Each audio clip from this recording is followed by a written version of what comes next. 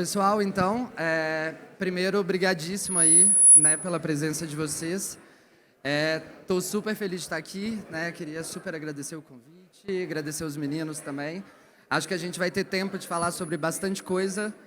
Esse é um painel que chama Afrofuturismo Criativo, e eu gosto muito que a gente comece, de alguma forma, questionando, né, por que a gente está falando, né, de afrofuturismo e criatividade. E eu acho que tem muitas respostas possíveis para isso, mas talvez a mais clara é que o afrofuturismo né, a criatividade é uma coisa preta, né? Historicamente, não necessariamente essa história que contam para a gente foi responsável por muitas criações e muitas, né, invenções que ditaram como as coisas acontecem hoje, né? A gente pode falar que pessoas pretas foram responsáveis por criar o semáforo, por pensar as evoluções do sistema de refrigeração, a lâmpada, o marca-passo e até o pause, por exemplo, né, esse play pause que a gente conhece.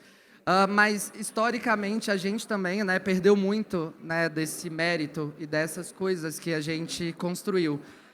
E o afrofuturismo, ele vem como uma possibilidade, né, esse movimento cultural no campo da arte, da música, da fotografia, da moda e etc., para a gente imaginar futuros possíveis a partir de uma perspectiva que já deveria, né, ter sido construída, mas a gente não estava representado nesses lugares, né? Então, o afrofuturismo surge a partir daí e para a gente, né, criatividade é uma ferramenta de resistência, né? Então, eu acho que é muito importante a gente pensar em que vários momentos a gente é criativo também pela necessidade para além, né, desse lugar da inovação e da invenção. O Ale Santos, que é uma pessoa que fala bastante do afrofuturismo, e talvez Douglas vá até falar um pouco sobre esse projeto lá no futuro. Ele fala muito sobre esse lugar da gente mover a ficção científica para o fato científico, né? E a gente sabe que a gente é bom de fazer história, por mais que as pessoas não necessariamente contem as histórias que a gente faz. E, de alguma forma, o que a gente precisa aqui é reinventar, né, essa visão do corpo negro para além desse lugar da dor, para além desse lugar do corre, né? Outro dia a gente estava brincando que, putz, quantas pessoas nessa sala tem que já fizeram um projeto que tem o termo corre, né? E a gente também gosta de pensar com calma, né? A gente também gosta da correria, mas a gente também quer pensar em futuros, né, a partir daí. Eu vim de uma jornada profissional super embranquecida e as minhas referências criativas, em grande maioria, eram as que ganhavam luz e eram muito diferentes, né, de mim. E esses espaços são muito importantes para a gente ver que já tem gente fazendo coisas, né, que a gente está imaginando no afrofuturismo, mas que hoje já é uma realidade. Eu acho que fica muito mais fácil a gente imaginar a partir daí, né? Então, eu já vou passar para os meninos se apresentarem e a gente ir para a parte das perguntas, mas eu queria muito que, quando a gente pensa no viés de tecnologia aqui, a gente está pensando também muito nesse lugar da tecnologia humana, né? Que é a tecnologia necessária para que a gente tenha outras tecnologias possíveis aí. E quando a gente está falando desse lugar de inovação, a gente está falando de inovação como resolução de problema, né? E não necessariamente só como uma forma de fazer mais do mesmo, de um jeito diferente, com protagonismo diferente, por aí vai. Mas quando a gente fala desses, né, desses pontos, assim, queria trazer um específico para até puxar Douglas, assim. Todo mundo sabe que a maior parte do Brasil é preta, mas quando a gente olha para as representações que existem disso, né, parece muito distante, né, da realidade. Quando a gente vai olhar principalmente para o entretenimento, né, sei lá, para as representações do cinema, ou mesmo para a animação, para a ilustração, para os quadrinhos, a gente vê que existe, né, uma representação muito preconceituosa e enviesada de um jeito muito negativo sobre a gente. E é muito possível imaginar um futuro de protagonismo preto quando a gente tem pessoas que têm trabalhos tipo do Douglas, que está ilustrando aí futuros possíveis desde os 8 anos. E eu acho que melhor do que eu apresentar os meninos, vou deixar o Douglas se apresentar, daí depois eu vou chamando cada um deles. Mas bora lá, Douglas. Obrigado pela introdução. Boa tarde, gente. Obrigadão por dedicar o tempo de escuta em vocês aqui, tantas outras coisas acontecendo e tudo mais. Pegando o gancho que ele falou sobre as representações, eu sou ilustrador, eu sou fundador do estúdio Darkstream, e uma das coisas que me fez criar esse estúdio foi que, como ilustrador, ou eu era chamado para criar coisas, o ilustrador que ilustra coisas pretas, né? Bem aquela salinha ali que vai ser menos remunerado e ainda está à mercê de um briefing branco. Então, se está falando de violência, é corpo negro, se está falando de criminalidade, é corpo negro e etc. E não é só isso que é um corpo negro no Brasil, né, ou no mundo como um todo. Então, surgiu muito dessa necessidade de me desenquadrar desse campo, e acho que o meu contato com o Alessandro propiciou muito isso, que é um autor que está criando ficção que, claro, é muito difícil a gente se desvincular da nossa vivência como pessoas negras, mas também dá para a gente olhar para os outros lados e não esquecer, não submeter nossa criatividade à caixinha que tentam colocar a gente. Então, acho que afrofuturismo criativo é muito sobre a gente começar a entender nossa individualidade, e eu ainda estou nesse processo também, ainda é bastante recente para mim poder... No processo de aprender sobre ilustração, é um processo bastante embranquecedor, em que você tem essas regras universais de uso da luz, uso da pintura, uso da forma. E, recentemente, assistindo várias palestras e podendo presenciar vários eventos, eu percebi que cada vez mais as discussões negras, como esses eventos aqui, tem muito em comum tentar individualizar a vivência de cada um, para realmente que cada pessoa, cada indivíduo aqui se sinta validado para contar a sua história e achar que as suas soluções para qualquer problema que seja sejam válidos, pelo menos para que se sejam tentados, né? E, em contrapartida, a perspectiva branca tem muito essa questão universal. Então, se pegar toda a questão do iluminismo, descrever o ser humano, a imagem de Deus, é tudo muito megalomaníaco, muito maior.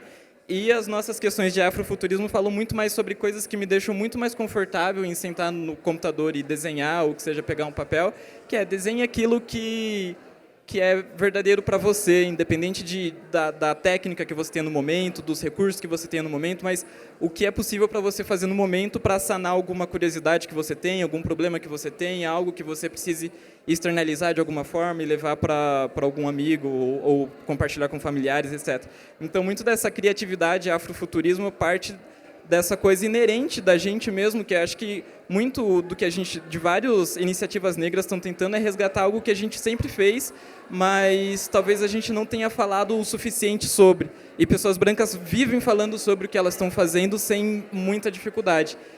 Então, para mim é muito difícil estar aqui falando, sou fundador de um estúdio de ilustração, e sei lá o quê, sou empresário.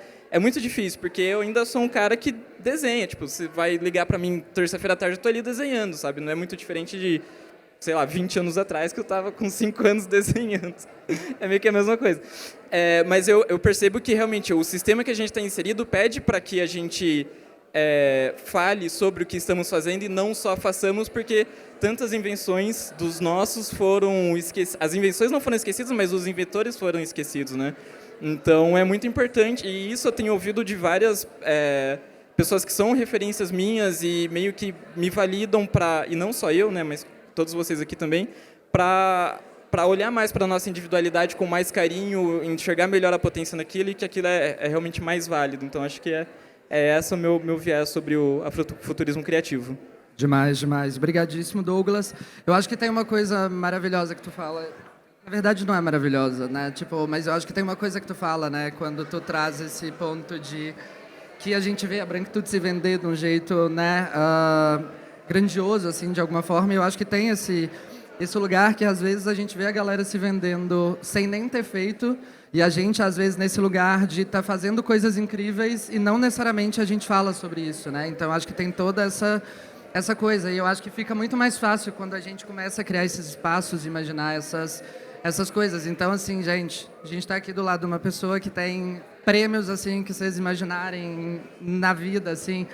Enfim, acho que temos aqui um painel super potente e, no fundo, eu acho que em vários momentos a gente vai ver também essa coisa, né, do putz, e aí, mas aí eu acredito em tal coisa. Então, é por isso que a gente precisa imaginar um futuro de muito protagonismo para os nossos. E eu acho que quando a gente fala dessa individualidade, ainda tem um super lugar, assim, que existem muitas formas de fazer isso, né? Então, quando a gente fala, né, sobre indivíduo, assim, sempre que a gente tenta padronizar a coisa, vai dar errado. E eu acho que muito tempo da minha vida eu escutei que eu precisava dizer o que eu era, que ser muita coisa era um problema, né? E o Henrique é um ótimo exemplo de alguém que, putz, narra incrivelmente, escreve incrivelmente, é moralista, é artista, mil possibilidades e mil expressões de que esse futuro é preto. Então, Henrique, por favor. Boa tarde. Cleo, você é sempre muito generoso. É uma honra estar aqui. De fato, demorei para aprender que saber e fazer muitas coisas não é estar perdido, e sim é ter múltiplas habilidades. E a branquitude sempre nos vendeu essa questão como algo ruim, né? Que a gente tinha que escolher alguma coisa para ser ou para fazer. E não, a gente tem múltiplas habilidades. E sim, eu tenho múltiplas habilidades. Sou formado em design gráfico, sou escritor. Tenho um livro escrito chamado Alagbara, o Sonho, que é um grande presente e abridor de portas da minha carreira. Mas antes disso, já tinha escrito um livro de poesias chamado Memórias de Lembranças Esquecidas.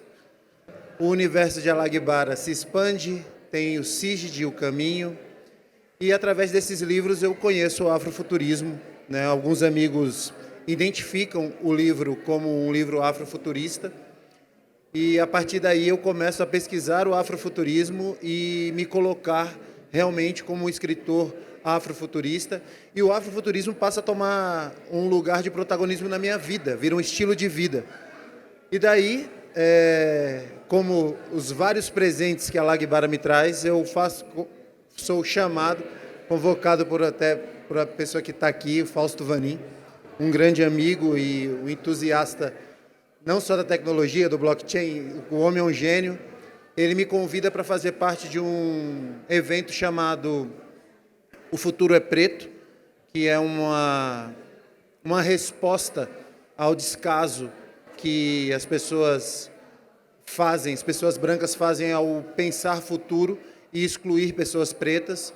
E aí a gente conseguiu, em menos de um mês, eu acho que uma semana, fazer um evento de mais de 6 horas no YouTube, falando sobre futuros, construções de futuros com artistas pretos.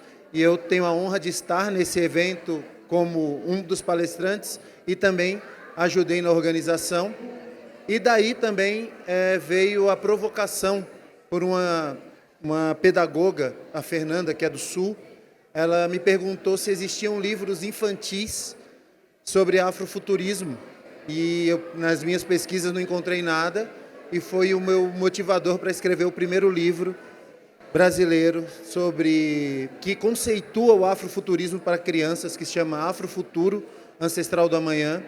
E com muita honra e muito orgulho falo que esse livro está na lista dos 30 melhores livros do ano de 2023, na revista Crescer, que é uma revista que pauta a educação brasileira. E esses livros, essas vivências, né, vêm me dando presentes como esse, de estar com pessoas tão potentes como o Douglas, que eu já conheço o trabalho, trabalha com a referência dentro do mercado, Cairê, o próprio Fausto, que virou um amigo, né? E é isso. A criatividade é algo que está presente nas nossas vivências, desde a criatividade como modo de sobrevivência, que fizeram com que os nossos tivessem condições de nos trazer até aqui, né? Os nossos ancestres, pois dentro de uma sociedade que tinha um plano de extermínio para as pessoas pretas, termos tantas pessoas pretas aqui conversando, transitando, fazendo negócios, prospectando futuros, né? Isso é uma forma de criatividade que nos coloca como protagonistas da nossa existência, e seguimos com essa tradição de criatividade e de construção de futuro, agora de uma forma mais artística, mas também dentro dessa arte de forma combativa, de forma questionadora e de forma sempre muito positiva. É isso. Demais, obrigadíssimo, Henrique. Eu acho que, né, tem muito desse lugar do apagamento como uma estratégia política mesmo, né? E eu acho que tem muitos lugares que isso acontece, mas quando a gente pensa nos lugares estratégicos das empresas, das marcas, né, dos lugares, assim, de alguma forma a gente parece muito distante disso, né? E no fundo, também tem muita gente boa nesse lugar, muita não, mas tem algumas. E eu acho que isso faz com que a gente também possa imaginar novas realidades e novas realidades, tanto para essa de realidade quanto para outras. Então, queria também que o Kairê se apresentasse um pouquinho. É alguém que imagina não só nessa dimensão que a gente conhece, mas usa, né, o digital e o virtual como ferramenta de inovação. Kairê. Olá, pessoal. Prazer estar aqui com vocês hoje.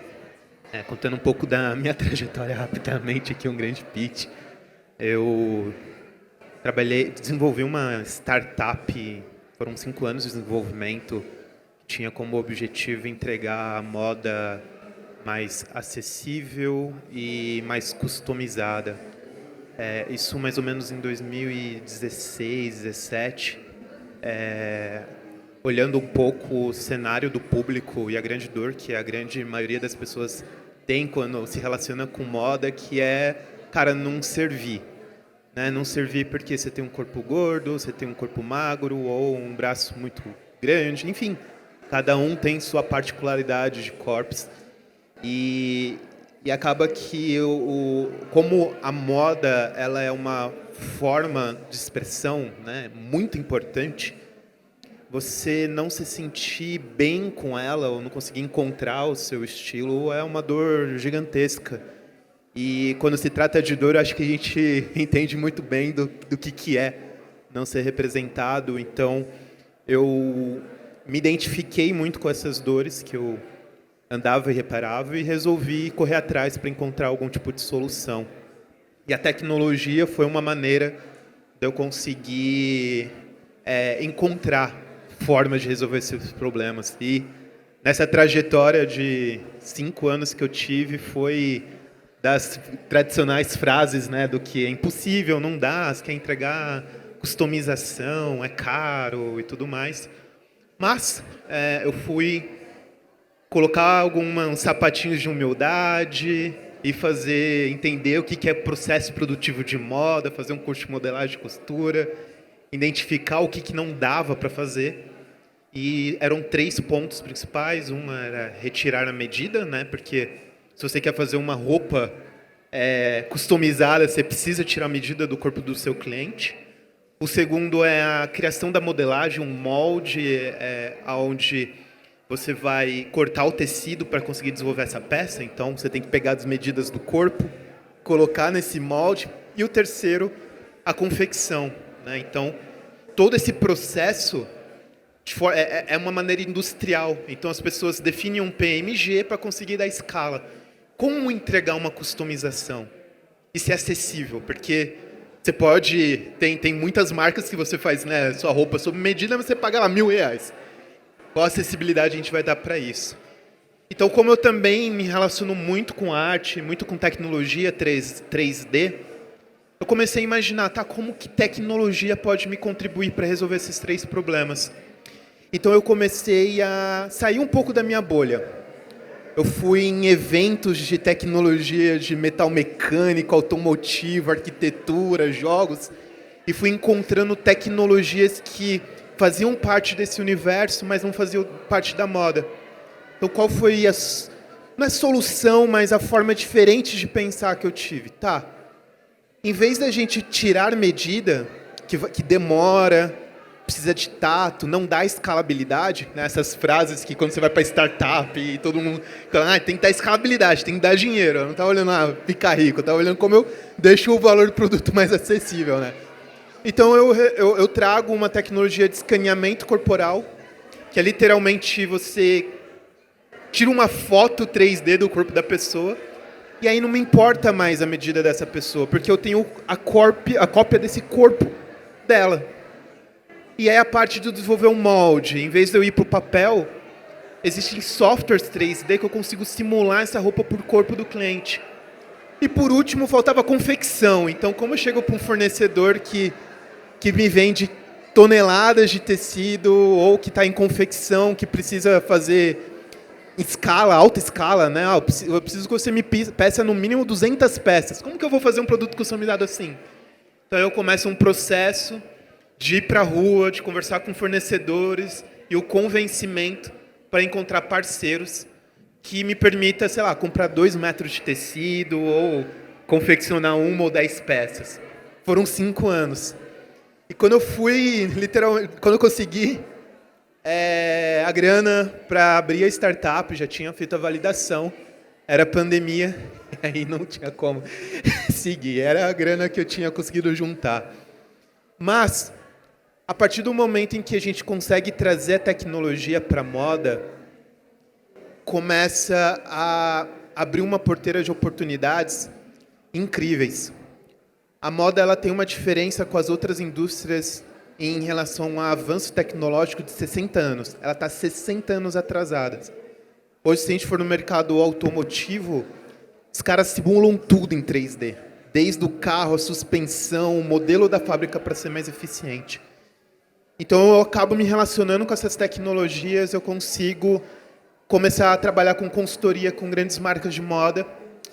E mais ou menos em 2019, lá durante a pandemia, 2019, 2020, eu recebo um convite das lojas Renner para ajudar a construir um novo setor dentro da companhia.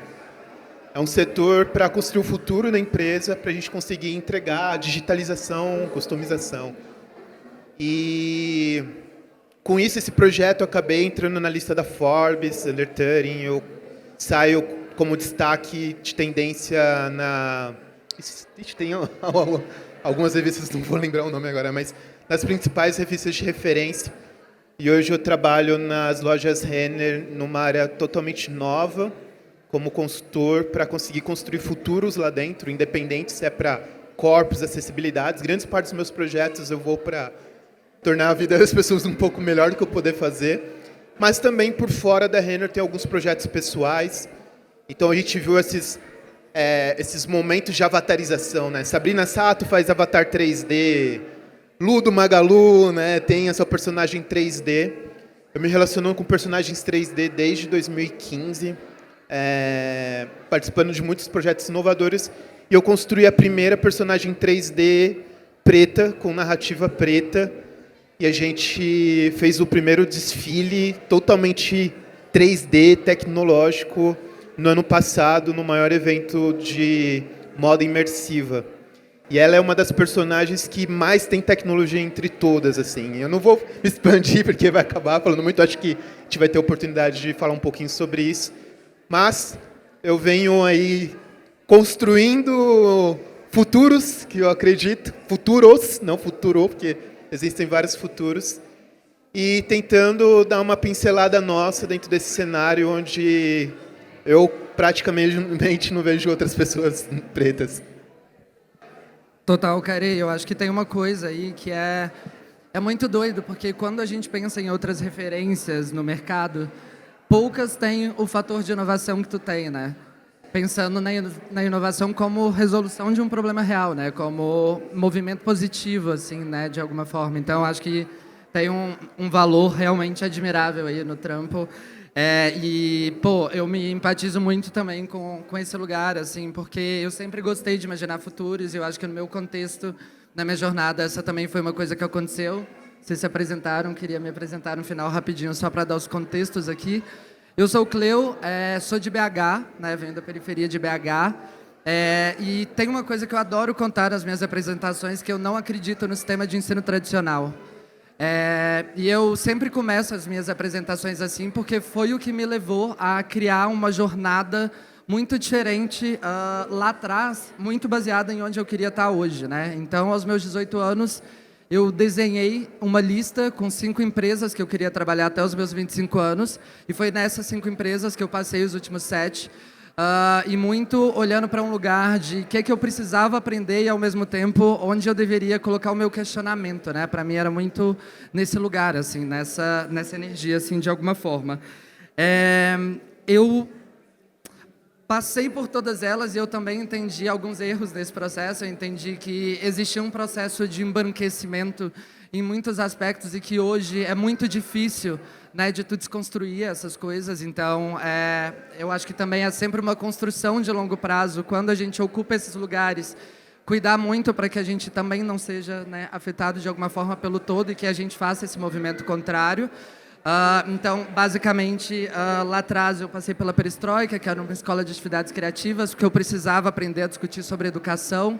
Na Box 1824, que é uma agência de tendências, porque eu precisava olhar para outros futuros, assim, de alguma forma. Depois eu fui para a FLEG, que é um grupo de comunicação, olhei para um braço de cultura jovem lá. Depois eu vou para o Meca, que também é a última empresa, eu voltei depois para o Meca. Então, o Meca é um festival de música e uma plataforma de cultura. E depois a Mesa Company, que é um método de trabalho que resolve problemas complexos, assim.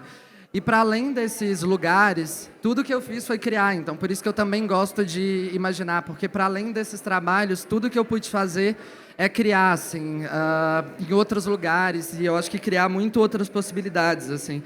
Então, eu criei para a Google uma inteligência, assim, de alguma forma, para pensar a comunidade com os principais agentes e líderes do Brasil. Eu desenhei para Free Fire um item assim para o jogo global, né? Junto com tanto de influenciadores da plataforma, enfim, Levi's, o aniversário de 150 anos da 501, a primeira calça jeans assim que se tem em registro. Assim. Então, eu acho que eu também passei muito tempo criando para as outras pessoas, e eu acho que imaginando e acelerando o futuro de outras pessoas, e por muito tempo eu também fiquei com o meu meio estático ali, de alguma forma. E por mais que ele tivesse parado, também nesses 7 anos, eu desenhei um método criativo. Então, basicamente, é hoje onde eu estou botando minha energia. Eu chamo ele de Barra. Ele é um método criativo que parte do contexto para criar novas soluções de movimentos e de narrativas. Então, para que a gente consiga realmente expandir as narrativas, assim. É uma empresa que ela ainda não está na rua, porque a gente está em fase de teste, porque... né? Enfim, ainda acho que tem alguns processos.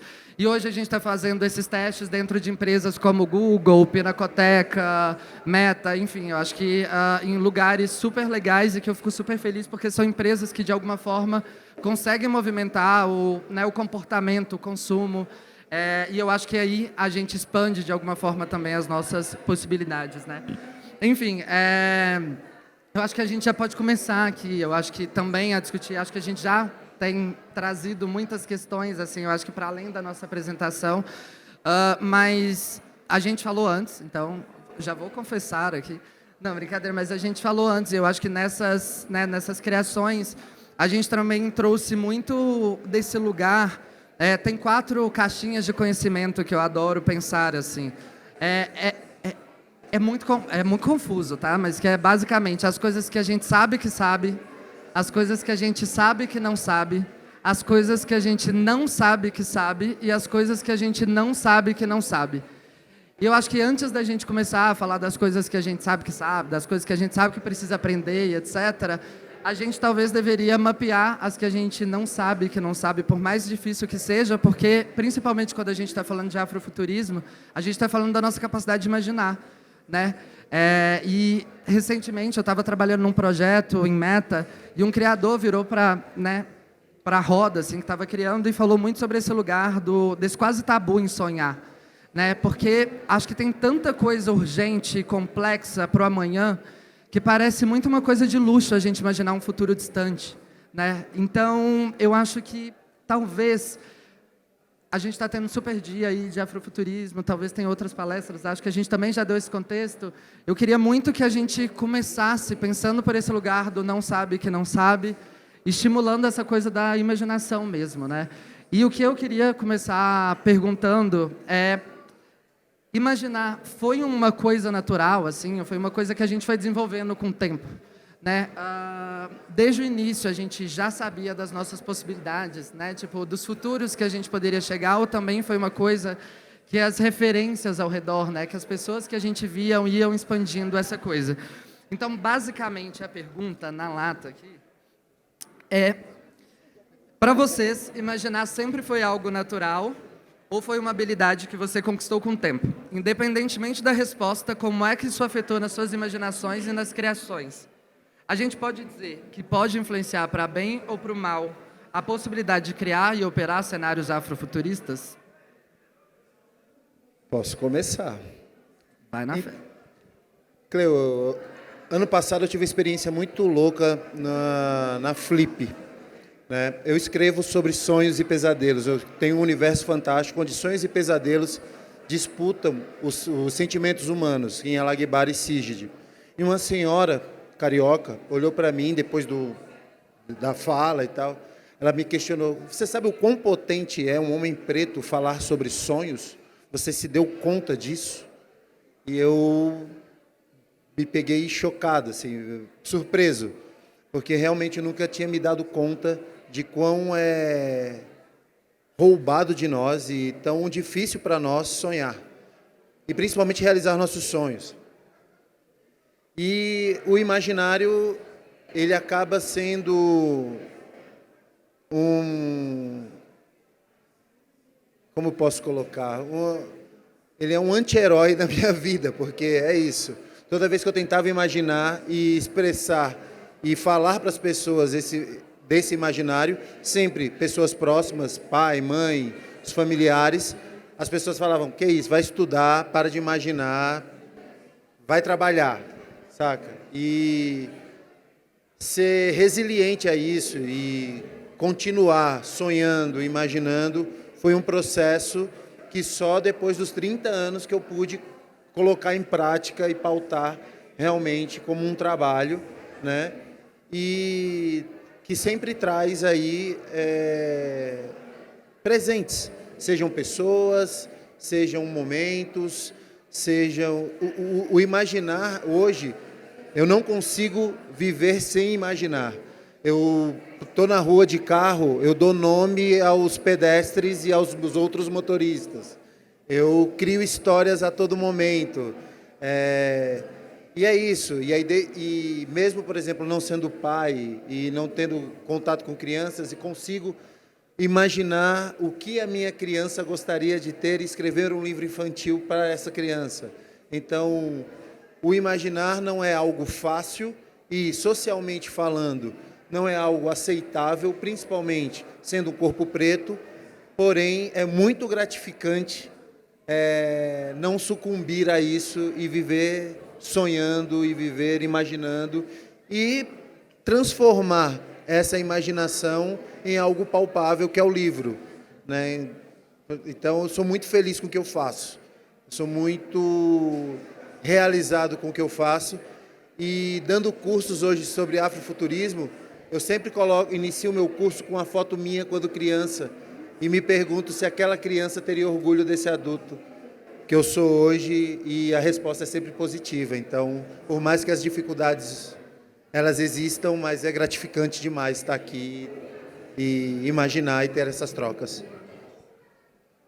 A parte eu me vejo mais privilegiado, sempre, graças aos meus pais, eu tive acesso à educação, e a maior parte da minha educação em escola particular, mas também não é a vida de abundância, né? A gente sempre também teve bastante escassez, acho que essa escassez contribui muito no processo criativo. E também, eu descobri recentemente, mas eu tenho espectro autista, então o autismo ele me ajuda demais nessa forma não linear de pensamento. Então, o imaginar sou eu, assim, né? Eu vivo muito mais em outro mundo do que aqui. Até recentemente eu fui falar no TEDx sobre isso, e eu falo que o presente para mim é raro eu estar, e agora está sendo uma experiência um pouco melhor, porque era bem complicado, imagina, né? Escola particular, só com gente branca, então, né, o presente não é um lugar mais interessante. Mas eu consigo hoje trabalhar com o imaginário, eu consigo ter o grande privilégio de ir para o trabalho 2 vezes por semana e ficar em casa, falando, não vou fazer as coisas agora, porque eu preciso pensar em alguma coisa, porque a empresa me paga para isso. Mas para chegar nesse nível foi extremamente doloroso, e só recentemente eu estou conseguindo interpretar o que é isso, porque a maior parte do meu tempo e toda a carreira que eu venho construindo foram mais as pessoas tentando me colocar num quadradinho, tentando definir o que eu vou construir de futuro ou não. E agora eu estou numa jornada de dizer não. Entende? Ai, Caire, é muito legal o que você faz, mas você não vai mais por esse caminho. Eu falo, não, cara, você está tentando falar o que é, você está tentando dizer o que eu devo dizer, o que eu devo pensar. Não. Às vezes estou num processo de aprendizado. E principalmente projetos como o da Princess e tá aqui, eu também estou ajudando a construir o comitê racial na Renner. É um processo de aprendizado também do que é ser preto. E eu fui de várias maneiras foram excluindo e me limitando em relação a esse tipo de pensamento. Para mim, voltando na pergunta, acho que a gente pode pensar em dois tipos de imaginação. Foi o que eu pensei enquanto eles estavam respondendo. Uma é a imaginação ficcional, né? Então, dar nome para os pedestres, construir esses universos, e a outra é a imaginação mais material de como eu quero estar daqui 5, 10 anos. E eu queria focar a resposta nessa segunda imaginação, principalmente várias questões que eu tive recentemente, que acho que envolvem isso, que às vezes, e também puxando o que a gente não sabe que não sabe, tentando construir esse futuro, às vezes a gente tem várias coisas que a gente não sabe o que são e que a gente não sabe que deveria saber para construir um futuro profissional, pessoal, amoroso, etc, etc. Várias ferramentas, vários instrumentos sociais que, em teoria, são de graça, mas dependem muito de um recurso financeiro para que seja um psicólogo, um nutricionista, um funcionário, academia, para financiar um estilo de vida que faça com que seu corpo e sua mente cheguem nesse futuro do jeito que você planeja hoje, que hoje está muito distante. Então, a primeira dificuldade que eu tenho com imaginação, especialmente a longo prazo, é como transformar isso em pequenos degraus para que eu não desista do plano todo. Porque uma característica minha é sonhar muito megalomaniacamente. Então, eu vou ter 200 funcionários, eu vou, sei lá, derrubar a Globo, vou ter meu próprio YouTube lá em cima, e tudo isso antes dos 30, por conta da pressão da sociedade. Aos 33 já acabou, estou aposentado, avô, já era, acabou. E às vezes a gente vem de contextos em que você não tem um pai que é CEO numa empresa que vai te mostrar os caminhos, ou, sei lá, tios, parente, qualquer pessoa. Então, às vezes, falta também essas referências próximas, tipo, não, nessa idade, na real, você precisa fazer só isso e isso, garante isso, e daqui 3 anos você pensa nessa outra coisa. E daí fica muito vago esse caminho, né? Então, preencher essas lacunas desse grosso que a gente imagina, acho que é o grande desafio. Acho que é por isso que eventos como esse e também redes sociais e estar em conexão com essas pessoas é o que propicia bastante. Porque eu estou num estágio em que meu plano está um pouco mais, minha imaginação nesse sentido está um pouco mais refinada, no sentido de estar um pouco mais descrito os próximos passos que eu preciso tomar, e a consequência deles e as opções que eu tenho e tudo mais, porque eu tive pessoas para perguntar, pessoas para trocar ideia, para ouvir, e às vezes essas pessoas não vão ser negras e você vai ter que adaptar muito o que elas estão falando para a sua realidade. O jeito que elas vão falar para você cuidar do seu dinheiro é diferente, o jeito que elas vão falar para você, o tanto que elas vão falar para você trabalhar é diferente, mas alguma coisa ali, se for uma pessoa branca que você pediu opinião, né, que faz parte do seu círculo e tudo mais, alguma coisa ali você vai ter que aproveitar, adaptar para você, porque talvez não vá ter outra pessoa naquele momento para te dar determinada diretriz, principalmente quem está querendo montar empresa, construir seu próprio negócio ou aumentar a renda já fazendo o que faz. Eu vejo muitos empresários negros patinando no crescimento mesmo. E a habilidade é boa, o serviço é bom, o atendimento é bom, a pessoa é muito da hora, o produto é muito bom, mas patina por não ter uma estrutura em volta ou por não ter conhecimento em volta que propicie isso. Então, essa lacuna de imaginação é o mais difícil, e eu acho que é o que barra muita gente quando tem esse primeiro plano megalomaníaco e olha ao redor e fala, bom, eu não tenho nada disso, então é melhor eu fazer algo que seja mais seguro. E eu me vejo numa posição muito difícil aqui, porque uma coisa que eu fiquei pensando a semana toda é como é que eu faço para não vender sonho, que eu acho que é algo muito, muito perigoso hoje em dia, né? Vai lá, siga, faz, sei lá o quê. É muito difícil porque várias respostas eu não tenho, mas o mais complicado disso é que elas existem e elas são... elas estão aí, elas estão estruturadas, existem passo a passo para você criar uma empresa, criar que seja um plano de carreira ou se enxergar no futuro, e isso passa por várias coisas que a gente muitas vezes negligencia por contexto. Então, crescer vendo, acostumado com seus pais beberem no final de semana e achar que isso é um modelo saudável de vida, mas isso vai derrocar aos 50, 60 anos uma qualidade de vida muito menor e provavelmente não vai estar aposentado nesse período. Então, para mim, afrofuturismo também preenche um pouco essa lacuna de, peraí, eu não vou morrer aos 30, né? Então, talvez aos 80 eu esteja vivo, e agora eu quero estar vivo aos 80, 90, mas, pô, aí são mais 50 anos que eu tenho pela frente que eu preciso ter um mínimo de noção do que eu faço agora vai impactar muito essas décadas futuras e como eu vou estar nas últimas décadas da minha vida.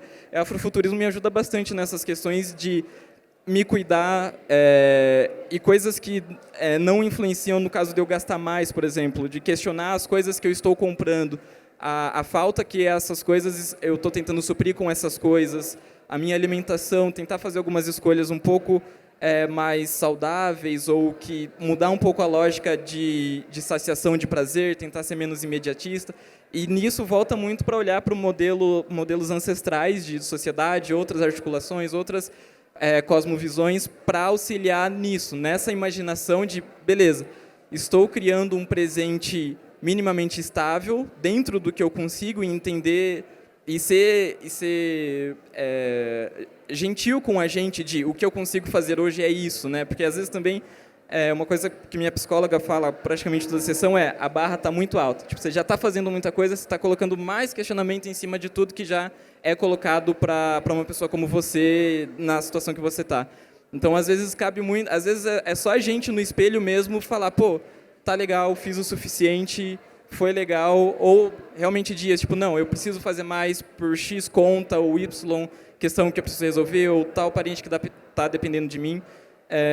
Mas o afrofuturismo entra nesse lugar de me projetar no futuro e como que eu quero que o meu corpo esteja, como que eu quero que estejam meus hábitos, meu sono, meus momentos de silêncio, meus momentos que eu estou esperando o ônibus ou esperando o Uber, eu estou assustado, estou apreensivo, estou sempre preocupado, ou eu consigo estar mais do meu jeito mais confortável, que aí sim essa segunda imaginação mais ficcional talvez aflore com mais facilidade, com mais frequência, e aí sim você consiga viver de uma forma que é, no final das contas, mais confortável para você mesmo, né? Nessa ideia de individualizar essa experiência, não tentar padronizar tudo, e essa megalomania branca que tem de universalizar os termos e tudo mais, acho que encaixa nisso aí a questão da imaginação para mim. Não, demais, Douglas. Assim, eu adoro essa coisa até que tu começou fazendo, assim, de tentar, né, de alguma forma, dividir quase como se fosse esse lado um pouco mais fantasioso, assim, de alguma forma, e talvez de um outro lado um pouco mais, que talvez em alguns momentos eu até fiquei com a impressão de que era mais um plano, né, tipo, para além também da imaginação, né, que tipo, e eu também acho que é muito importante a gente se desapegar. Eu entendo super o passo a passo, né, tipo esse lugar, mas eu acho que também se desapegar às vezes do que é possível, né, porque eu acho que se a gente fosse levar em consideração o que disseram pra gente que era possível, a gente também nem estaria aqui juntos nessa tarde, né? Então, acho que tem essa coisa, né, para a gente pensar, assim, quais são, talvez, as ambições que... E, às vezes, eu me sinto no direito de nem poder ser megalomaníaco, né? Tipo assim, e o que é megalomaníaco, né? Tipo assim, será que eu também estou botando nessa questão do ser megalomaníaco para mim, né? Ou ser megalomaníaco para qualquer pessoa, né? Careto começou, né, também falando da coisa do espectro autista, né? Eu tenho o espectro autista super baixo também, e tenho transtorno de déficit de atenção e hiperatividade. Então, para mim, isso é muito louco pensar no futuro distante, né? Porque daí, ao mesmo tempo que um lado meu fica fritando 50 milhões de informações, o outro tá, o que é isso que você tá falando aí, meu irmão? Entendeu? Tipo assim, que merda é essa? Então, tem esse lugar super interessante. A gente já está super no finalzinho aqui para a gente abrir para as perguntas e etc.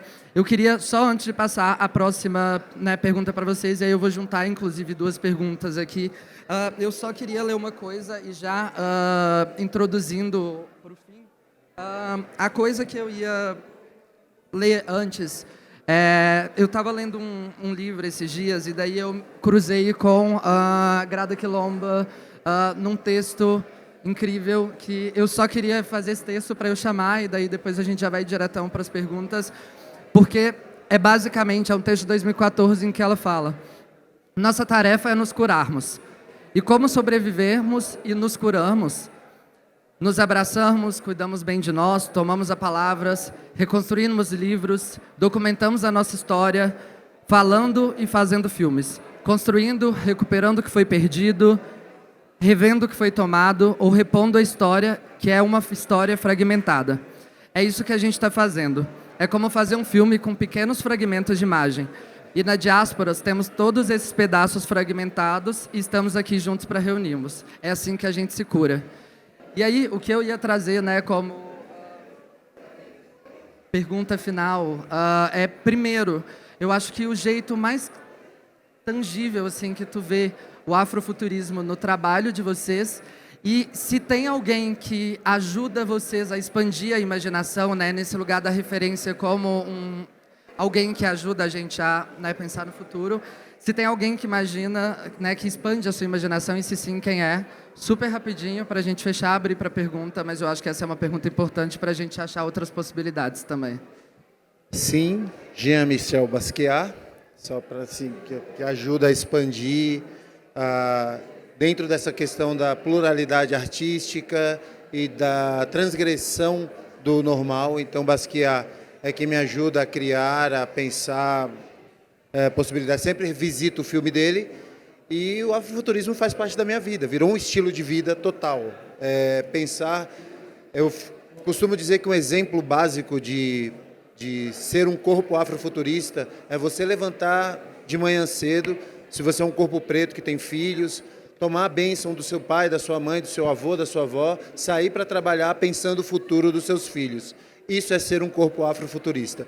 Então, eu vivo isso, o afrofuturismo é meu trabalho, é minha vida, pensar futuros prósperos para nós é o que me motiva e o que me movimenta, não só profissionalmente, mas como um homem preto. É isso. Para mim, a pessoa que me ajudou muito é o Abdias Nascimento, alguém que eu sempre volto e tem muita resposta lá das coisas que eu preciso pensar hoje. E acho que afrofuturismo no meu dia é pensar já os impactos futuros da minha empresa. É pensar em empregabilidade, como que isso vai mudar o mercado positivamente, como que isso vai girar dinheiro, trazer dinheiro, como que isso vai mudar práticas de mercado que eu discordo hoje. Então, já desde a partida, do ponto zero, já pensando em contratação, em várias coisas. Aire? Bom, afrofuturismo, para mim, eu venho numa trajetória mais solo, como eu falei para vocês, eu venho me conectando agora com todas as minhas essências, mas o que a gente tive na cabeça eu quero ocupar lugares onde outras pessoas pretas não ocuparam para que eu possa ter referência. Na minha trajetória toda, foram muito poucas referências, como você estava dizendo, né? Para quem eu olho, para quem eu pergunto, para chegar onde eu quero chegar, e a maior parte dos caminhos, meus pais me ajudaram bastante, mas eu tive que ir descobrindo sozinho, e eu vim ocupando novos cargos que não existem dentro da companhia que eu trabalho. Hoje eu estou num cargo muito alto, com bastante relevância com a diretoria e com a responsabilidade de poder abrir mais portas. Então, se eu não tinha referência antes, como eu posso ser uma referência e como eu posso fazer com que outras pessoas tenham essa oportunidade, outras pessoas pretas tenham essa oportunidade de acesso à informação e acesso a esses lugares onde não eram ocupados antes. Então, eu estou num processo de descoberta, mas acho que isso é o afrofuturismo, da gente conseguir chegar lá, abrir as portas e também falar, cara, vai para cá, não vai para lá. Meu diretor me procura, falou, cara, como que eu posso me tornar uma pessoa melhor em referente a esses assuntos? Eu levo ele para todo canto ali e eu consigo contribuir. Então, acho que construir esse futuro onde vão ter mais pessoas pretas trabalhando com a gente. Em relação a referências, meus pais são total referência. E, desculpa, eu não tenho mais do que isso. Pô, mas já é referência pra caramba. Não, chegou assim que eu possa dizer, procura tal pessoa, vai não sei o quê. Porque Passa o zap dos seus pais aí pra galera. Estamos aqui atrás, ó. Porque assim, gente, eu fui fazer uma fala em um dos eventos mais relevantes em Gramado, e foi a primeira vez na minha vida que tinha uma mesa num restaurante super chique com as pessoas mais fodas pretas. O fotógrafo mais preto, o cara de música mais preto mais foda, tanto que a gente tava brincando lá, a gente gastou um monte de dinheiro lá, que eles falaram, vamos gastar. Aí a gente tava fazendo aquela festa, gritando, aí o pessoal do lado, ai, mas vocês estão fazendo muito barulho. Aí ele falou, meu, a gente tá gastando mais que vocês aqui, vamos fazer uma festa. Foi a primeira vez na minha vida que eu tive uma referência de gente. E o que eles falavam, cara, eu me sinto sozinho, todo mundo se sentia sozinho. Então, resumidamente, o que eu puder fazer para abrir as portas é esse futuro que eu estou ajudando a construir. Demais, demais. Acho que temos um tempinho de pergunta. 5 minutinhos ou não? Consegue, vai. Perguntinha, tem uma pergunta aí também, se não tiver. Não, sim, não. Tem.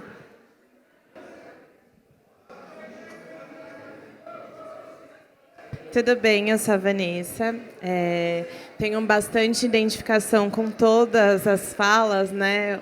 Sou uma mulher muito criativa, sou psicóloga, mas também, além do atendimento, nessa questão de transformação e desenvolvimento de pessoas, eu já tive um brechó, né? E aí, num processo de criatividade, de dor também, agora estou me reunindo com a minha mãe, construindo uma marca de roupas específicas, né? Pegando essas roupas, né, do brechó e transformando em peças únicas. Então, são peças que ninguém mais vai ter, né? Então, me identifico com você também.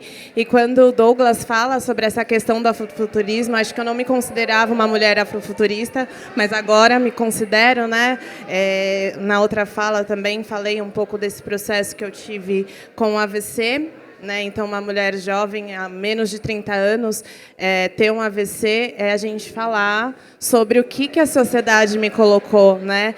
Em questões de dores psíquicas, mas também de alimentação e também de estar nessa vida totalmente acelerada, né? De ter que correr e dar conta de tudo, que me levou ao AVC. E agora, nesse momento de transformação, eu estou no lugar de mulher afrofuturista e pensando, né, que se eu sobreviver a esse AVC, eu tenho que mudar totalmente, não somente a minha vida, mas passar isso também para as pessoas, o quanto é importante elas, né, cuidarem do todo e desacelerar, porque nós, como pretos, não podemos parar para descansar, não podemos parar para não fazer nada, né? Então, a potência disso.